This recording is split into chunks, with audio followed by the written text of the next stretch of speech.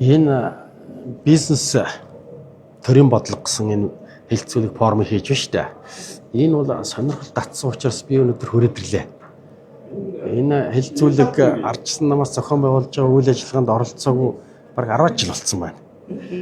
Би бол одоо ер нь ардчсан намаас зохион байгуулж байгаа ийм одоо асуудалд оролцъё гэж бодож байгаа.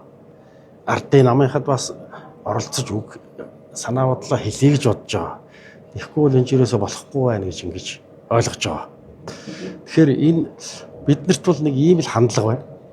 Ерөөсөө бид нар Монгол улс даяараа төр гэж тусдаа нэг юм байдаг. Ард түмэн гэж тусдаа нэг юм байдаг.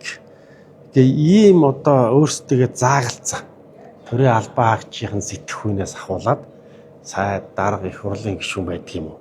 Энийг хурдан болмоор юм байна.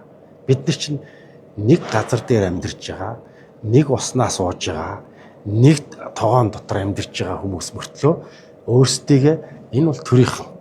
Энэ бол одоо хувийн хвшлийнхэн гэд ингээд бидний амьдрал цулдаа. Цул нэг юм. Тийм учраас биеийнхээ хамааралгүй юм гэж энэ ерөөсөй байхгүй. Тэрийгээ бид нар ойлгож хоорондоо маш нэгт хамтарч ажиллах ёстой байна. Энэ бол сэтгэлгээний өөрчлөлт хэрэгтэй байна гэж ингэж ойлгож байгаа. Хянах. Өөрсдийнхөө баялагийг одоо хэдхэн хүнд өөрдөрөхгүй байхын төлөө тэмцэж сурах. Ийм юм дээр бид нэр хөгжих хэрэгтэй, дэвших хэрэгтэй гэсэн ийм санаа л одоо бодогдож байна л да. Тэрс одоо энд бол бид нэр утга учиргүй Монгол улсаа хөгжил нөөтөөрч юм уу?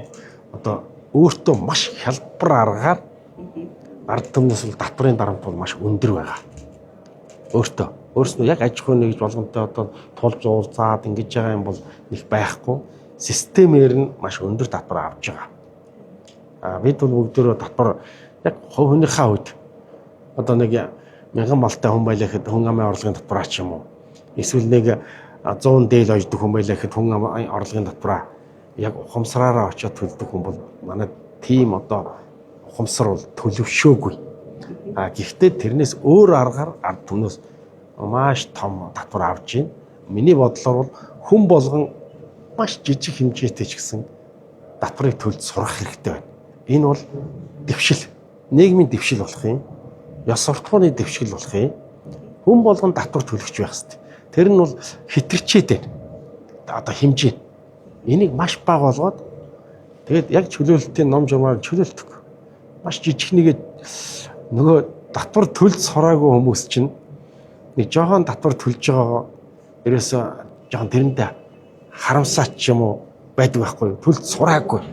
Цаагуур нь бол амар авчиад байгаа. Яг өөрөөс нь шууд биш утгаар нөөтөгч байдаг юм уу тийм ээ? Нийгмийн даатгал халамж юу гэдэг одоо ажилгүйдэл эрүүл мэнд энэ төрээр.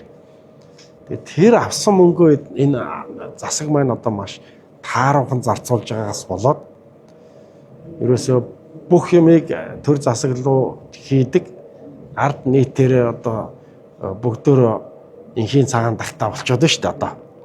Энэ төр засаг өөрснөө үлгэргүй байхаар ард түмэн нь хүртэл өөртөө эргэн хүний хувьд дутагдлаа хүлээдгүй болчихдөг юм байна шүү дээ. Хамгийн одоо хорлонтой тийм ээ. Надад буруу байхгүй. Эднээс болгодог. Энэ одоо парламентын энэ засгийн газар энэ лоо өрчдөг.